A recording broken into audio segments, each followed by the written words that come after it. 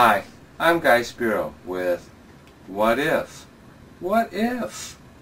Not long ago, I wrote and recorded The End of the World, a piece on all of the gloom and doom and end of the world fears and scenarios that are floating around in mass consciousness.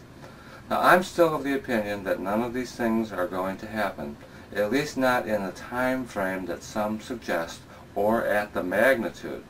Of course, if you wait long enough, everything will happen. If you wait long enough, any and all of the things that too many people are worrying about will occur. Due to the cyclic nature of everything in manifest existence, there will inevitably be an end to our civilization. A comet will at some point hit the planet again. The Yellowstone caldera is set to blow really soon in geologic terms. There are so many things that could go wrong. Maybe even Nibiru shows up, or big wide bell-bottoms come back into fashion. Well, okay, that last one happens with much greater frequency. But lately I've been thinking, what if? What if this is it? What if this is our peak? What if this is as good as it's going to get, and we have reached the end of civilization as we've known it? What if the crash and burn is in the next few months or years? Well, we can go into survivalist mode, but since we really can't know which of the calamities that are so feared will occur, we don't really know which one to prepare for.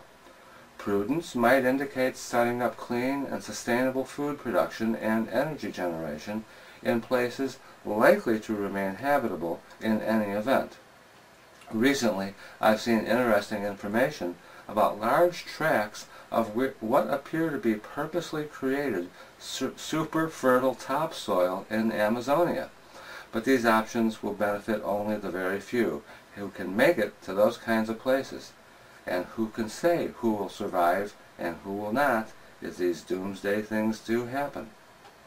For most of us in what we call the developed world, well, the technical term for what our state will be is screwed.